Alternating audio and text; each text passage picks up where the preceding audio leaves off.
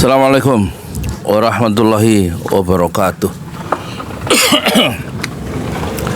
Alhamdulillah wassalatu wassalamu ala rasulillah.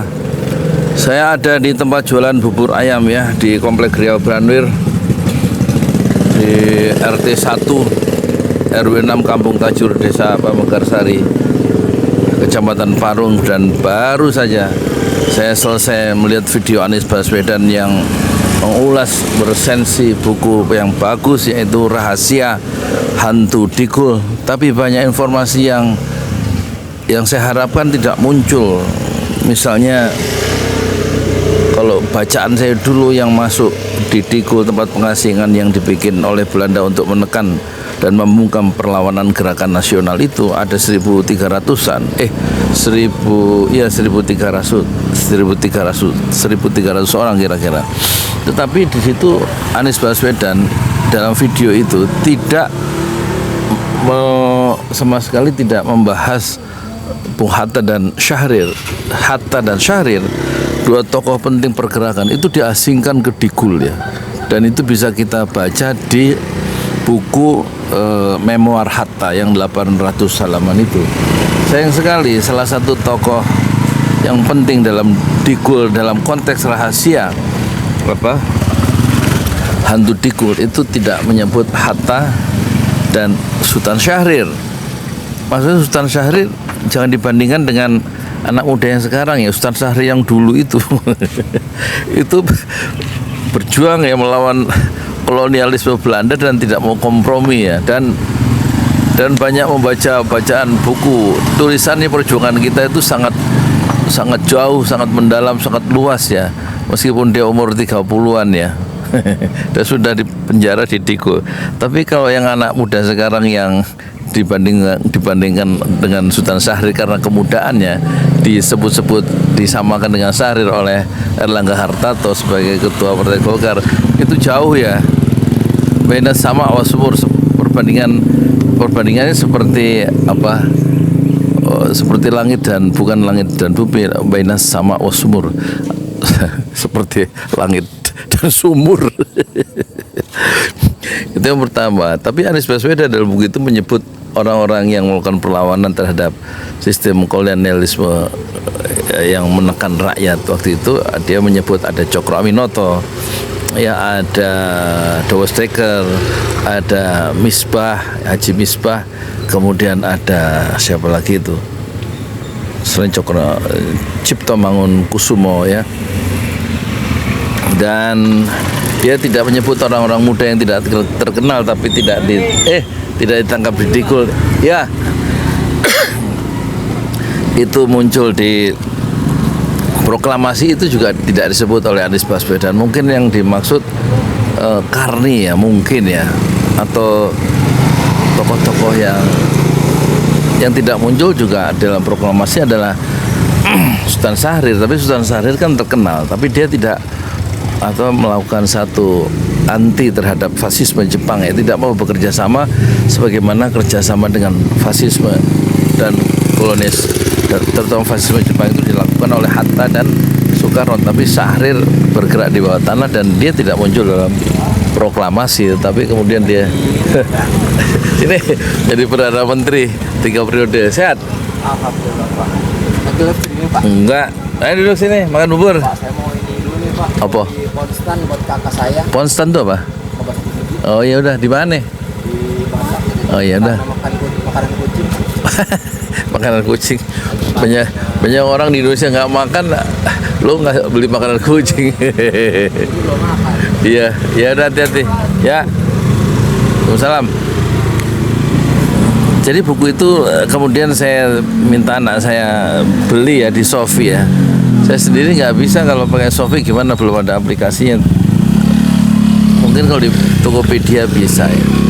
Nanti setelah buku itu datang, insya Allah saya respon ya. Saya perhatikan, saya simak, karena di situ ada tesis yang menarik yang diungkapkan oleh Anies Baswedan, karena buku itu membahas satu hal yang spesifik ya,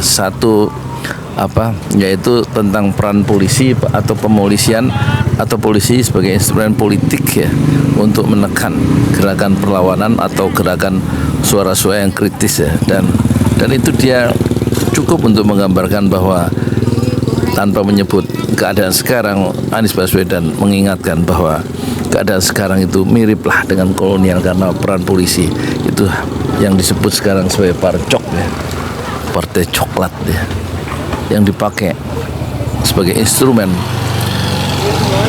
kekuasaan oleh sang penguasa untuk menekan suara-suara kritis warganya sendiri, termasuk perburuan terhadap orang-orang yang kritis yaitu Habib Rizik Syihab, dan diburu sampai kilometer 50 dan dihalang-halangi oleh 6 anak muda dan kemudian oleh partai coklat itu.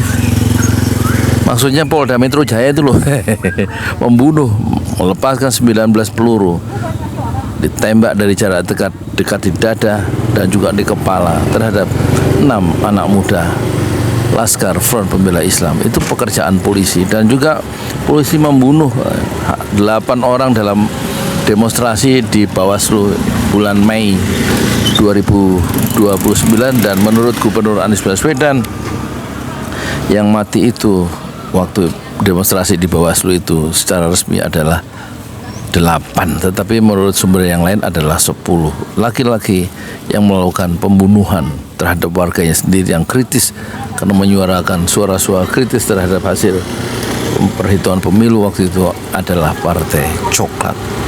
Jadi polisi sebagai instrumen, atau polisi adalah, atau politik adalah polisi, tesis dari buku itu ya.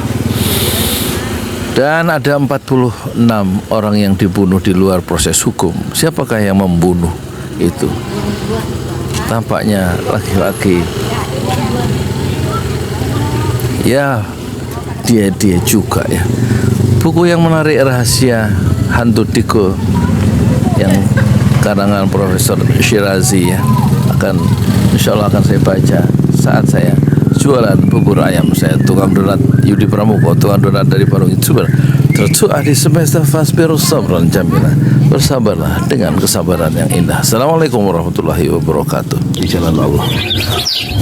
Ini Masjid 6 Syuhada lagi dikunjungi sama Ketua Hilmi. Modal awalnya berapa Pak Yudi Pramuko? 750.000. 750.000 rupiah aja. Jadi ini 500 jutaan nih barang. Sekarang udah habis 310. Masya Allah, tuh udah pakai keramik, laponnya tinggal. Granit tuh kayak marmer. Tuh, Masya Allah nih, sampai juga kita ke sini.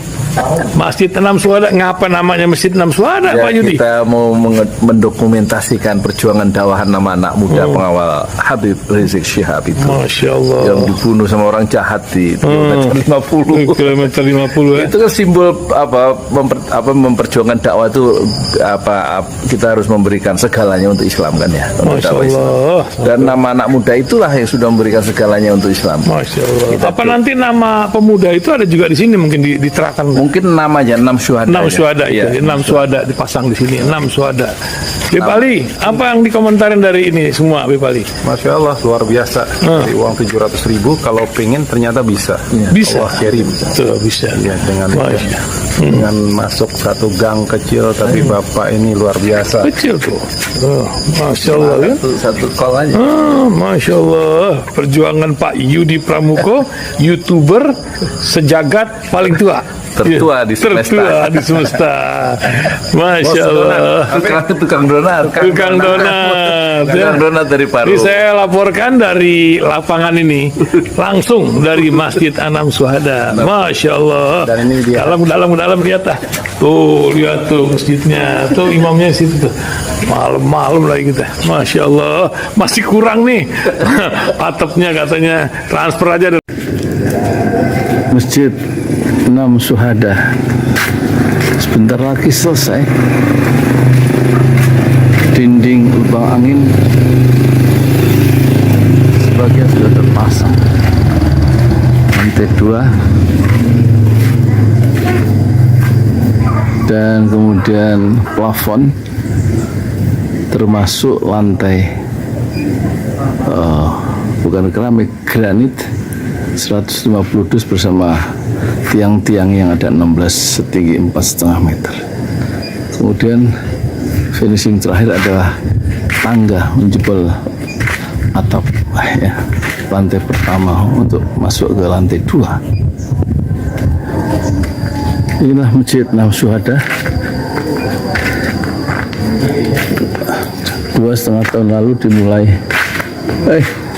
dimulai pada 2 Agustus hari Senin 2021.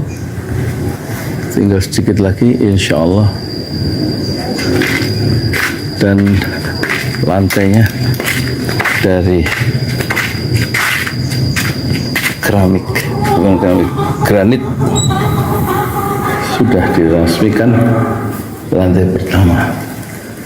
Nanti lantai kedua lewat sini tangganya jebol untuk masuk ke lantai 2. Inilah Masjid Enam Syuhada yang sangat megah karena dari bahan-bahan pilihan, kualitas nomor 1.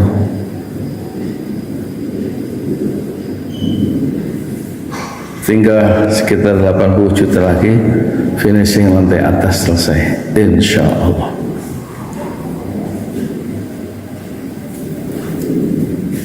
Ya, inilah Masjid Enam Syuhada yang sangat bersejarah ya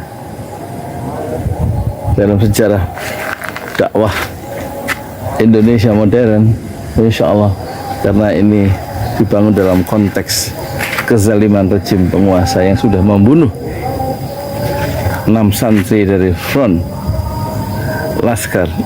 pembela Islam, dan kita abadikan pengorbanan dan perjuangan dakwah mereka sehingga kita sebut namanya Masjid Enam Syuhada.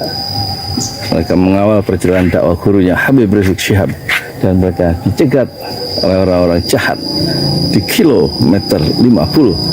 Saya Yudi Pramuko, tukang donat dari Parung Juber, tertua di semesta fasbir sabrun jamila, bersabarlah dengan kesabaran yang indah. Assalamualaikum warahmatullahi wabarakatuh.